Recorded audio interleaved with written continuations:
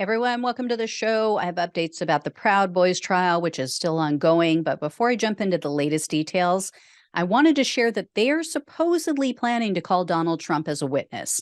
Now, it's doubtful it's going to happen, but that's what's being reported as their intention. So first, let's talk about that parking garage meeting, the one on January 5th of 2021.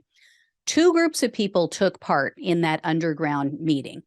In one group, it was Proud Boys chairman Enrique Tarrio, Oath Keepers founder Elmer Stewart Rhodes, attorney Kelly Sorrell, Vets for Trump founder Joshua Macias, and Latinos for Trump organizer Bianca Gracia. The documentarian who was filming Tarrio that day, who was there with him, was told to step away from the group. Fortunately, some of what took place was still captured on camera and on audio. That was shared with the FBI. So what we know is that Gracia told Tarrio, quote, "You need to be here tomorrow." And then she warned him that she thought the police were reading his text messages, so she removed him from a group text exchange, and she encouraged him to get a new phone. And then Tarrio assured her that even though the police kept his phone and laptop, he said he cleared all of the sensitive data. So the obvious question is, why all the secrecy? They're saying we didn't do anything wrong. We weren't planning anything illegal. So why? Why do you need new phones? Why do you remove people from text message exchanges and text chains? What we do know is that there was a second group there, and in that group, a woman was heard referring to, quote, the Great Reset. And then a man in that second group, someone who arrived with Rhodes, said, quote, "It's inevitable what's going to happen. We've just got to do it as a team together, strong, hard, and fast." That's what she said. Sorry, I couldn't help it. Anyway, unfortunately, none of this is going to be presented to the jury. We don't know why, but the prosecutors chose not to share this video and audio with the jury in either the Oath Keepers trial or this Proud Bigots trial. But what the jury has heard is testimony from the documentarian, Nick Quested. Quested told the jury that in the weeks leading up to January 6th, Tarrio gave a speech in D.C. in which he referred to politicians as parasites. And in regard to those parasites, he said, quote, "If you want a war, you've got one." Then the following day, Quested said that Tarrio told him, "I'm going to the White House to, quote, meet people."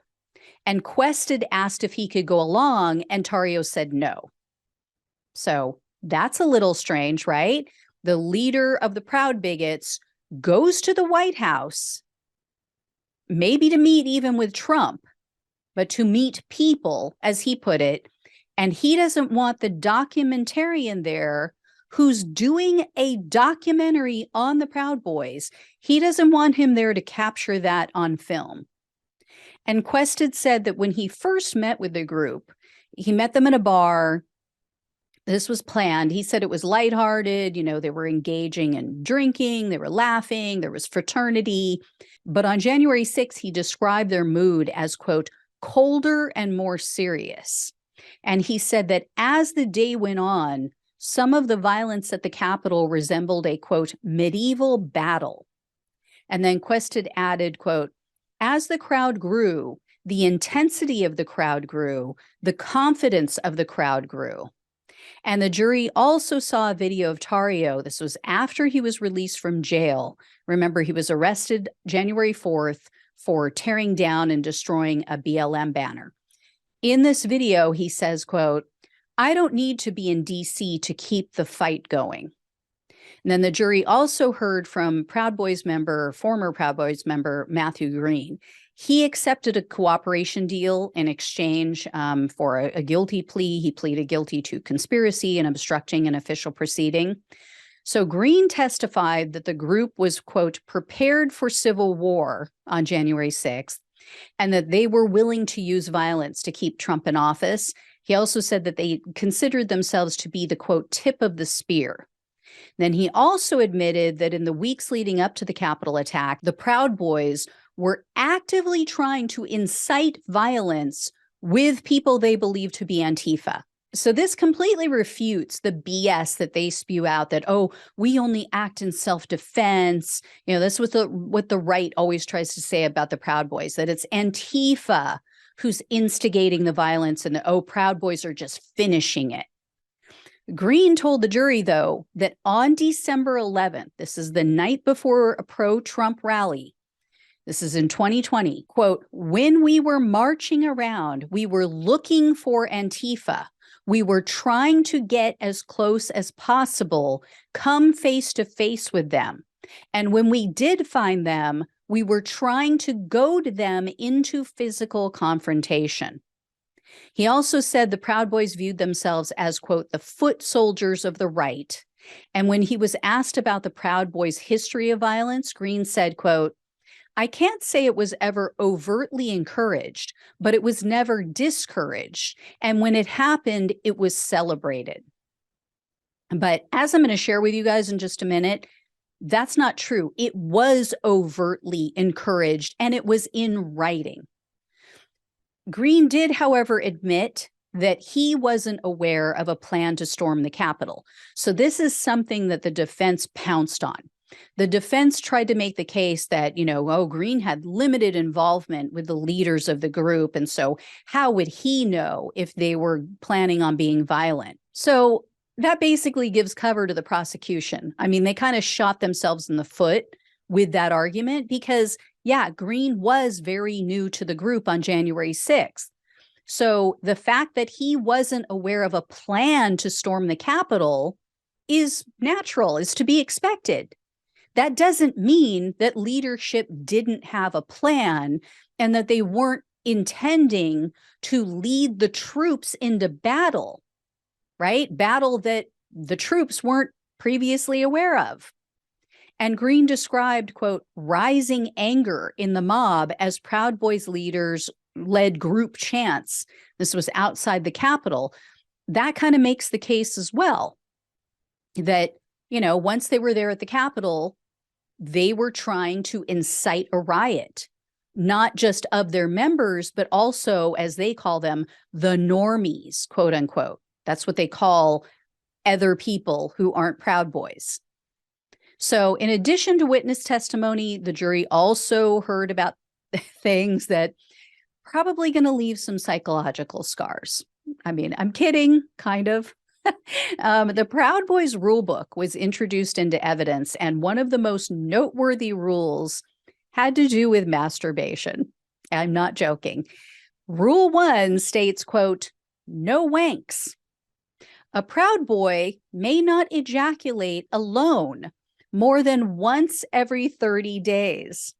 That means he must abstain from pornography during that time, and if he needs to ejaculate, it must be within 1 yard of a woman with her consent.